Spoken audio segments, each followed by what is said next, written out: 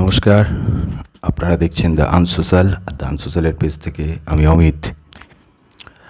পশ্চিমবঙ্গের আজকে বিধানসভার ভোটের দিনক্ষণ নির্ধারণ হয়ে গেছে।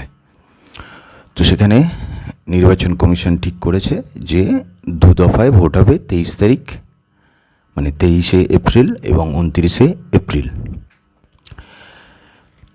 এবার এতদিন ধরে আমাদের পশ্চিমবঙ্গে একটা আলোচনা চলছিল, সেটা হচ্ছে যে রাজ্যপাল বা রাষ্ট্রপতি শাসনের আন্দোলনে পশ্চিমবঙ্গে ভোট পর্ব চলবে।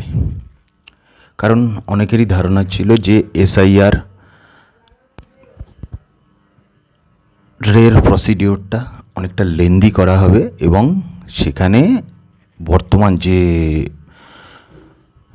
সরকার চলছে সেই সরকারের মেয়াদকাল শেষ হবে এবং তারপরেই রাজ্যপাল শাসিত পশ্চিমবঙ্গের রাজ্যপালের শাসনে পশ্চিমবঙ্গের ভোটাধিকারটা মানুষ প্রয়োগ করবে। এবং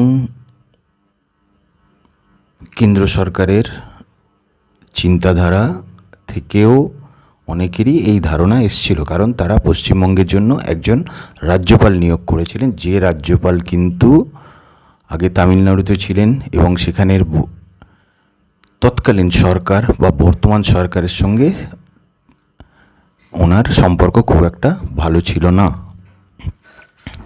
কিন্তু এখানে কয়েকটা জিনিস আলোচনার আছে, সেটা হচ্ছে যাদের এই ধরনের ধারণা ছিল যে পশ্চিমবঙ্গে রাজ্যপালের আন্ডারেই ভোটাধিকার হবে, কিন্তু কেন, প্রশ্নটা থেকেই যায় কেন। কারণ এখনও তো প্রায় 1.5 থেকে 2 মাস বাকি বর্তমান সরকারের যে মেয়াদকাল সেটা শেষ হতে। তো আমরা দেখলাম কি যে নতুন রাজ্যপাল এলেন এবং নির্বাচন কমিশন তার 2 থেকে 3 দিনের মধ্যে মোটামুটি এখানে নির্বাচনের দিনক্ষণ নির্ধারণ করলেন। তো সুতরাং যাদের এই ধারণা ছিল যে রাজ্যপাল বা রাষ্ট্রপতি শাসনের আন্ডারে পশ্চিমবঙ্গে ভোটাধিকার হবে, সেই ধারণাটা একদমই ভুল। কারণ রাজ্যপাল হচ্ছে সংবিধানের প্রধান। বিশেষ করে যে কোনো স্টেটে যে রাজ্যপাল থাকে সেখানে তিনিই প্রধান হন এবং সারা দেশের মধ্যে সাংবিধানিক প্রধান হন, সেটা হচ্ছে রাষ্ট্রপতি।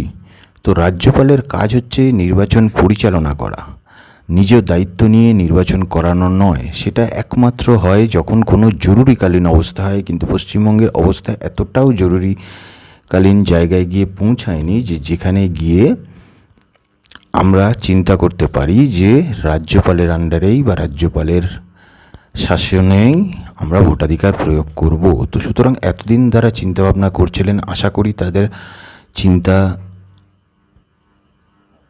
করার আগে বা সেই চিন্তা করে কিছু বলার আগে 10 বার ভেবে নেওয়া উচিত ছিল যে কেন হবে। এই প্রশ্নটা থেকেই যায় যে কেন হবে রাজ্যপালের শাসনে ভোটাধিকার প্রয়োগ।